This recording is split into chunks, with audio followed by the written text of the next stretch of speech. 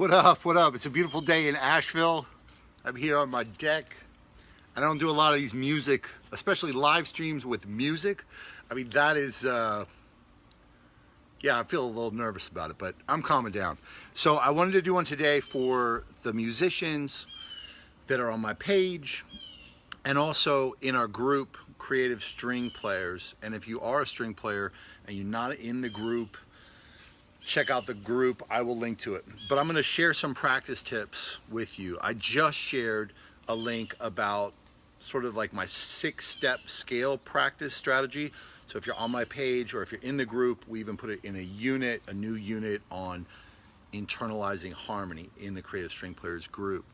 You can link to that. I've got a lot of resources. I've got a full video on how to practice the scales, but I'll go over the steps really quickly.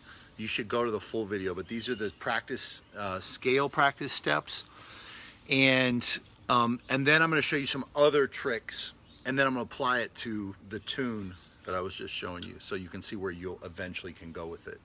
If you play violin, or you could use this on cello or viola. So here first of all are the 6 scale practice steps. And what I tell people is, if you've been practicing classical scale, this classical scale way, throw those books away. Throw away like Flesch or Galamian. And it's not that they're useless, but in fact, the thing that they're most useful for, whether that's the Flesch book or the Galamian or any classical scale books, the thing they're most useful for is developing a strategy around fingerings when you shift, when you're shifting positions.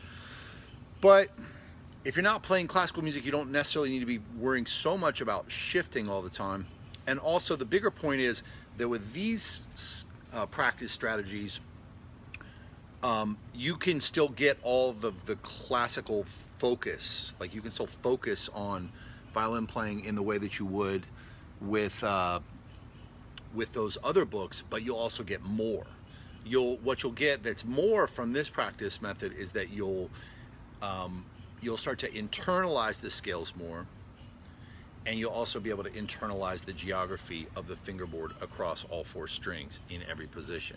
So anyway, let me just show you really quick. Let's say that it's a D scale. So basically 6 steps. So the first step would be root position, which everybody knows. My dogs are gonna bark, by the way. That's just how we roll here. The second step would be first position extended range in D major. The way I think about it is I just think of the 2 sharps, C sharp and F sharp, and I apply A, B, C, D, E, F, G across first position.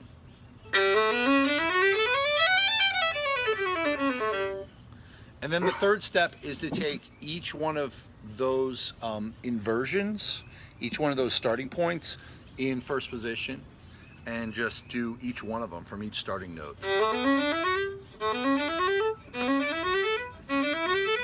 A variation on that, you could go up and down if you want.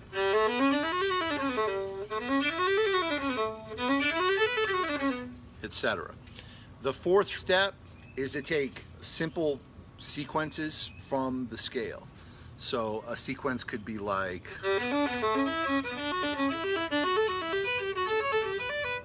or it could be,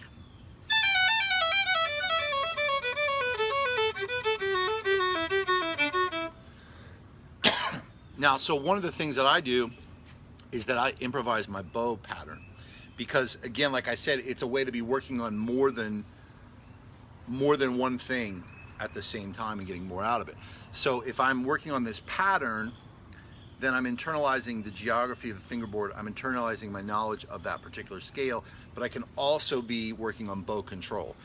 And I think one of the best ways to work on bow control is just to improvise your bow, or your bowings rather. And the reason for that is, a lot of times in classical method books, we're taught to develop strategies for bowings which will lend themselves to play a phrase the way we want to hear it. But bow control is the ability to play a phrase the way that we want to hear it with any bowing. So I like to practice playing something with any bowing and still trying to make it. So if I want to hear If I want it to be smooth like that, then I'm going to practice improvising my bow, but still try to make it smooth.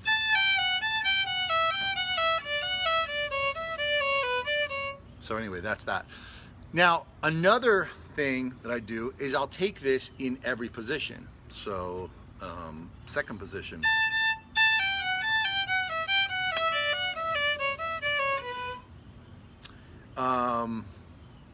Yeah, so what step am I on? That's sequences, so that's like your third or fourth step. The next thing, and this is sort of more advanced, is that you want to start to do scale pairs. So you want to take one scale and another scale, and you want to force yourself to be able to voice lead the connections between those two scales. So if I take, let's say, D major scale or two sharps, and then I'll pair that with one flat, which you could consider F major. So then we'll take, and then I'll take F major, and then I'll just keep working down. So here's D major, F major. And I do a lot of variations on that.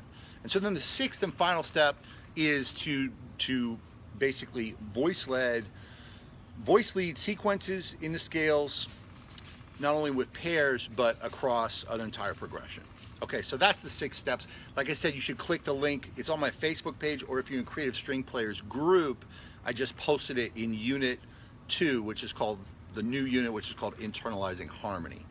But if you're not in Creative String Players Facebook group, definitely join it if you're interested in this, because we've got units and I'm just adding tons of stuff there.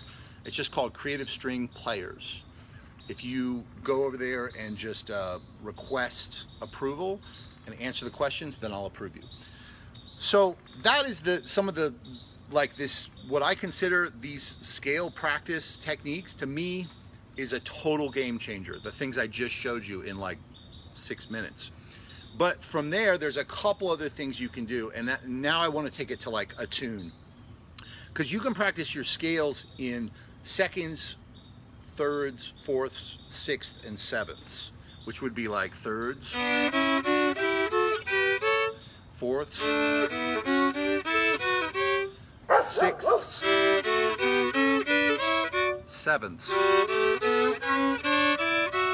And then you can practice sequences with all those different, and seconds. Did I do seconds? Seconds are awkward. And of course, if you want to do octaves or tenths or unisons are fun.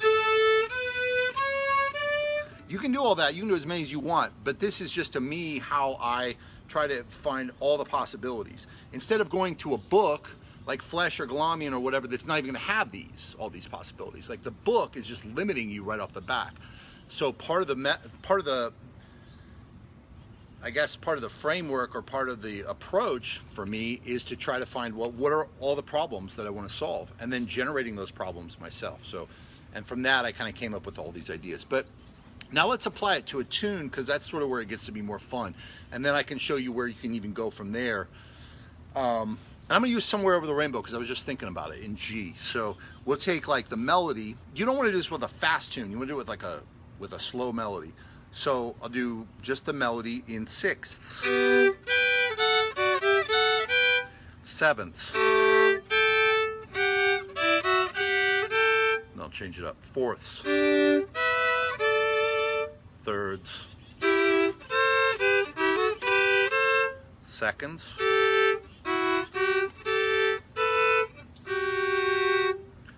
did I cover them all?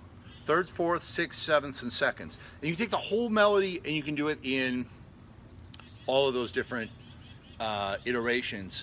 The way I work on it is I'll take the melody note and I'll go down from the melody note to play my that harmony as a third, fourth, sixth, seventh, or second. So once you've done that, and really part of the whole goal of some of this stuff for me is because I was always frustrated as a violin player that it seems like you always need an accompanist to play music. Otherwise, you're just playing a melody. The melody can be beautiful of this song, but you want to be able to communicate it. So eventually, you want to have the chord progression, and then you want to use some of these techniques, but also some other techniques to be able to express the song. So I'm just going to try that. I haven't really warmed up today, but so we'll take like...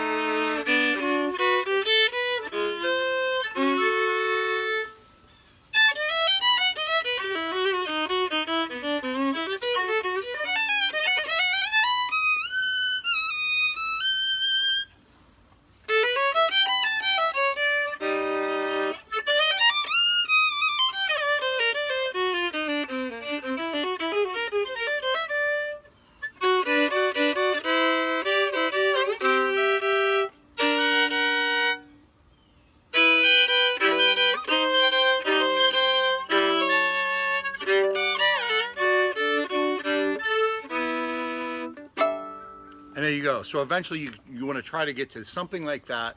It doesn't have to be so rubato like what I did, but where you can play the melody of the tune and you can also be expressing the chordal context or the harmonic context of the tune. And that's pretty much my tips for today. Because I'm stressed out. This is stressful to do music on a live stream, especially when I haven't really thought through exactly or mapped it out. But I'm gonna do more of these.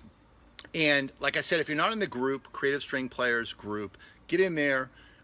Just look for the group. It's called Creative String Players, and answer the questions. I'll add you to the group. But also, I'm going to put some links here that'll take you to some of these resources. I have a lot of free resources. I also have some super affordable resources, like a scale book, arpeggio book, which will help you just to give you something to read down while you're starting to work on some of these concepts.